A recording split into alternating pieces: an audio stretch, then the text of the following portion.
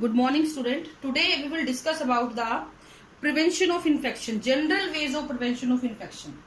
कौन कौन से वो जनरल तरीके हैं जिनके द्वारा हम इन्फेक्शन से बच सकते हैं। तो सबसे पहला होता है सैनिटाइजेशन। साफ सफाई रखना बहुत जरूरी होता है, सैनिटाइजेशन बहुत ही जरूरी होती है। तो ये एक जनरल वे है आपको साफ रखने का। पब्लिक हाइजीन जो होते हैं एक बेसिक रिक्वायरमेंट है किसी भी इन्फेक्शन डिजीज से बचने के लिए।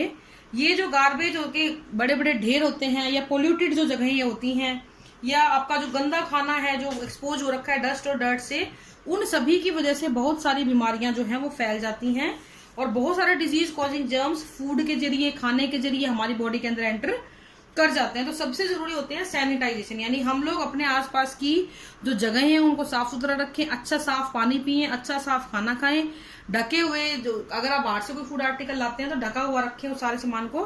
तो इस प्रकार से ये जरूरी हो जाता है। तो सराउंडिंग जो है आपकी बहुत ही डिजीज फ्री होना बहुत जरूरी है और वो तभी होगी जब आप सैनिटाइजेशन का प्रॉपर ध्यान रखते हैं। Sanitary surrounding can be prevented spread of disease. अगर आपके आसपास की जगह साफ होंगी ना तो बीमारियां भी कम फैलेंगी। जैसे कि अगर एयरबोर्न माइक्रोब्स हैं तो उनको हम लोग कैसे बचा सकते हैं, हम ओवर क्राउडेड जगहों पे जाएं ना। जैसे अब आपने कोरोना में देखा होगा ना, भीड़ इकट्ठा करना मना कर रखा है, सोशल डिस्टेंसिंग करो, भीड़ में मत जाओ। तो उसी से ही एयरबोर्न डिजीज से बचा जा सकता है। वाटरबोर्न डिजीज से बचने के लिए हमें साफ सुथरा ड्रिंक पानी अवेलेबल होना चाहिए। अगर हम दूसरा बात करते हैं तरीका eradication of vector, eradication of vector, तो वेक्टर होता है यहाँ पे आपके मॉस्किटो वगैरह। तो हम लोग क्या करें, आसपास के पानी वाली जगहों पे मॉस्किटो वगैरह इकट्ठे होने ना दें। अगर मॉस्किटो इकट्ठे हो गए हैं तो उनको इरेडिकेट करें। इरेडिकेशन कैसे किया जाएगा बेटा, पानी में ही उन मच्छरों को मार दिया जाए या उनके सूटेबल होस्ट उसके अंदर डाल दिए जाएं। जैसे कि गैम्बूजिया फिश होती है, गैम्बूजिया मछली होती है, ये क्या करती है, इन मच्छरों के लार्वा को खा जाती है। तो जिन भी जगहों पे आपको लगता है कि ओपन वाटर बॉडी है और वहां पे बहुत ज्यादा बड़े पैमाने पे मच्छरों की ब्रीडिंग साइट बनी हुई है, तो वहां पे ये मछलियों को इंट्रोड्यूस करवा दिया जाता है और इनकी वजह से क्या होगा, वेक्टर धीरे धीरे खत्म होने लगते हैं। ऐसे ही मक्खियों को भी खत्म किया जा सकता है, बहुत सारे प्रकार के इंसेक्टिसाइड वगैरह छिड़क के उनको खत्म करने का काम किया जा सकता है। फिर आता है तीसरा स्टरलाइजेशन।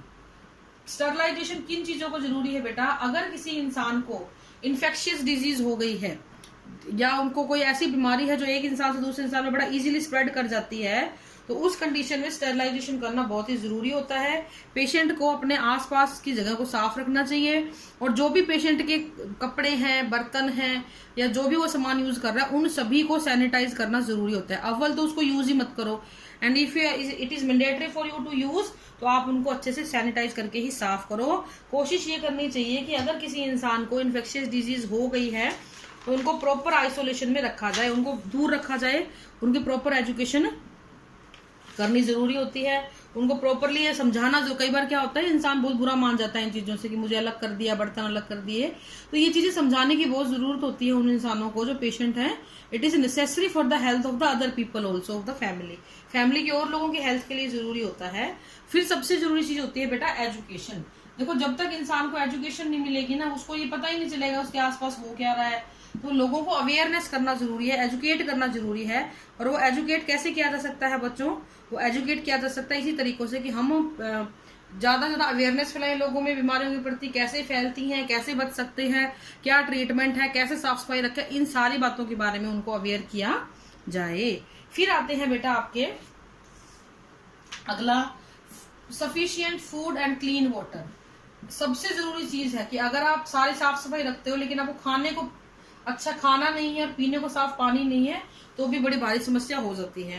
तो फूड और क्लीन वाटर होना बहुत ही, sufficient food and clean water, साफ सुथरा पानी आपको पीने को अवेलेबल होना चाहिए, ये बहुत जरूरी चीज होती है। फिर आता है प्रॉपर इम्यूनाइजेशन। टीकाकरण बहुत जरूरी है। हमने आपको लास्ट लेक्चर में बताया था कि टीके लगाना और टीकों का जो इफेक्ट आपकी बॉडी पे होता है उसको हम इम्यूनाइजेशन बोलते हैं। तो these are the general way of prevention of infection, किस प्रकार से हम बच सकते हैं। फिर आता है आपका स्पेसिफिक वे। स्पेसिफिक वे में हम क्या करते हैं बेटा, हम आपकी बॉडी की इम्यूनिटी को जगाते हैं by introducing vaccine in your body. तो first of all you should know what is the meaning of vaccine. Vaccine क्या होती हैं, ये हीट किल्ड जर्म्स होते हैं, यानी पैथोजन होते हैं किसी भी बीमारी के, जर्म्स होते हैं जिनको आप लोग बहुत ही वीक कर देते हो या उनको हीट किल कर देते हो, और ये जर्म्स जो होते हैं ये आपको नुकसान नहीं पहुंचाते हैं। तो ऐसे हीट किल जर्म्स और वैक्सीन्स को जब आप यूज करते हो, आप बॉडी में डालोगे किसी इंसान के, that is process is known as vaccination. तो हमने ऐसे जर्म्स को बॉडी के अंदर एंटर करवाया, वैक्सीनेशन हुआ।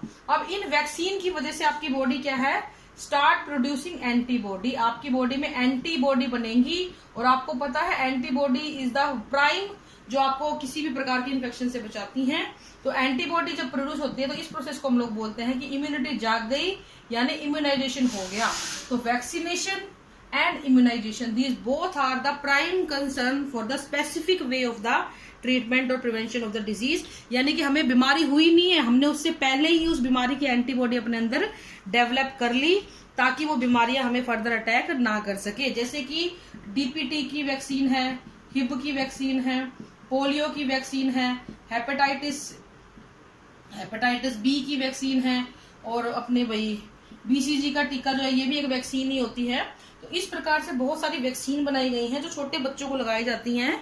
वो बीमार नहीं हुए हैं, उनको डिजीज नहीं हुई, उससे पहले ही उनको लगा दी गई ताकि कभी भी कोई इन्फेक्शन आए तो उनसे वो बच सके। तो these are the general and the specific way for the prevention of disease. This is all for today. Thank you and have a nice day.